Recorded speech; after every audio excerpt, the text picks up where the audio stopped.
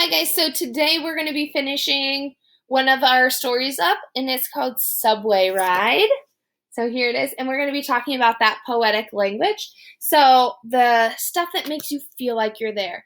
A lot of times authors say a lot of things without having to say a lot of words. So that's kind of one of the things that I want to get across during this poetry unit. So just listen to the words that they're describing. It kind of takes you there, and you can feel like you're there and understand what is happening a lot more. And they're super easy. All the friends that were on for that writing, and we did our own poem when we said, I see blank, I hear blank, I smell, I feel. So we used a lot of our senses to write poetry, and it was so easy, and they were so good. Scarlett wrote about the pool. Allison wrote about her house.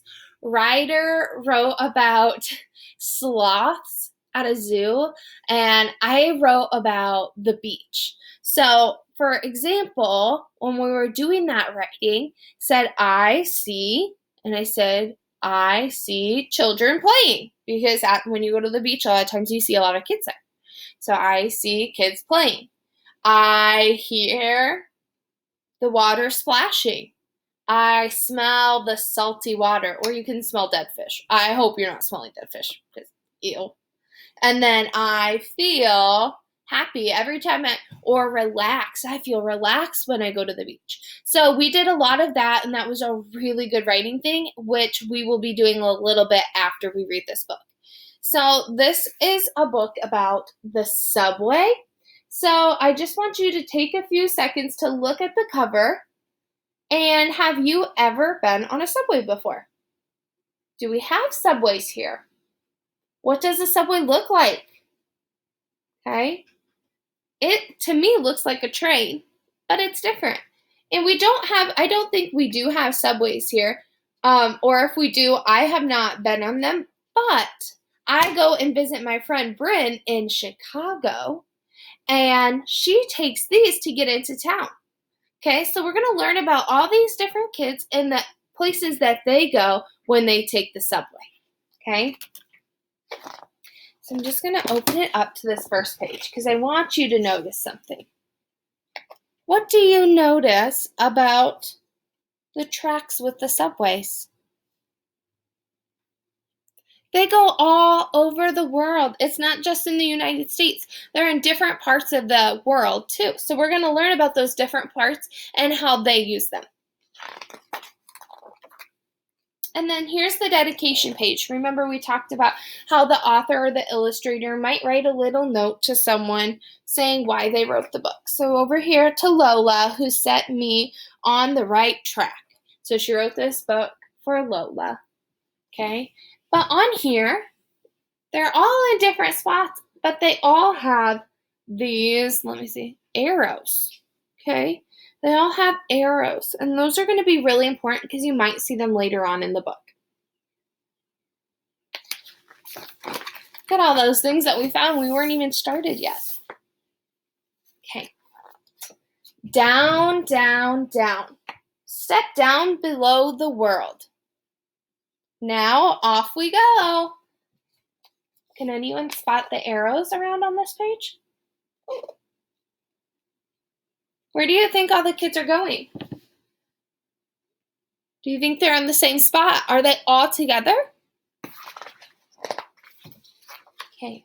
It says, we pay our fare. We turn the gate. So these kids are at the gate. This is what the gates are. And so you have to look, she's putting in a ticket that she has that is called a fare. So you pay to get on the subway. She puts it in, and then this arrow pops up and tells her where to go, which is so cool. It tells her where to go so she can get on her subway, wherever she wants to go.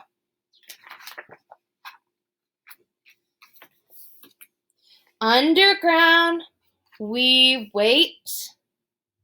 Wait.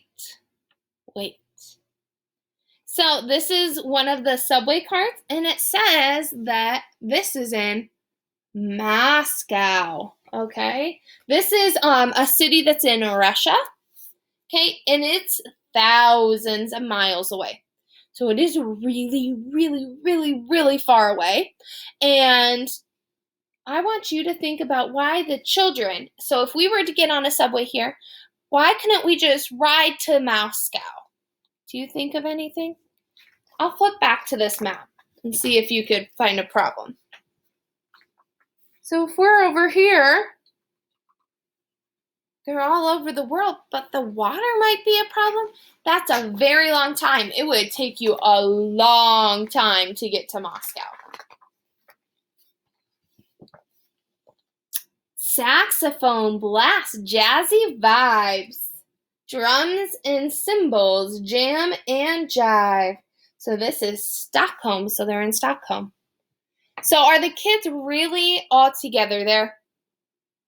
No, it's kind of like they're imagining themselves going around the world, which is so cool that they can imagine themselves going.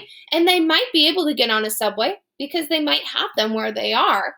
But they have to kind of think about going to these faraway places. So we're going to really look at their subway cards and see where they're going. I like how it says jazzy vibes. I want you to think on this page before I get reading how the author tries to tell you the speed of the subway, okay? Rumbling, roaring, blurring speed. Silver bullet, rushing breeze.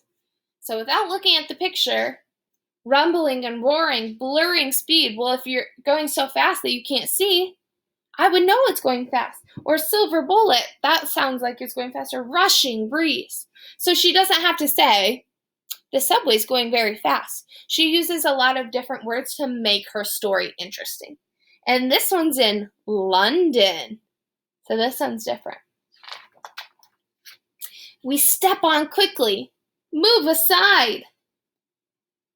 So now the kids are going somewhere else. This is in New York City. So this is in the United States. Doors slide shut. Our turn to ride. So they have those poles you can hang on to. They have seats.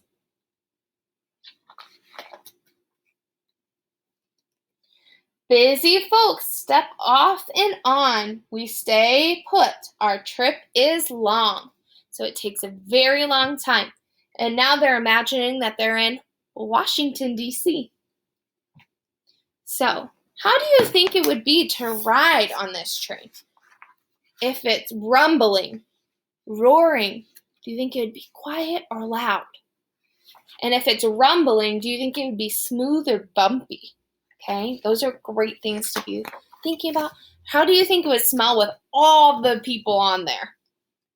Doors slide open, we slide back. Subway whizzes down the track. So sometimes the subways can be underground. But look, this is in Chicago. This is where my friend Bryn lives. She lives in Chicago, and she took me on the train for like the very first time last year when I went up to visit. So we got to ride this into Chicago, and it took a very long time. They don't go that fast, but they go fast enough that it's faster than walking. Well, it would have taken us a long time. So we get on, and you got to sit down the whole time, and there's a conductor that will come by and check your ticket, kind of like in the Polar Express. And you get to see all of Chicago, which is really cool. We bump and sway. We hold on tight. We zip through tunnels, dark as night. So you could see that it's dark. It's bumpy because it says we bump and sway. Have you ever had a sway because you kind of gotten bumped around? And this is in Atlanta.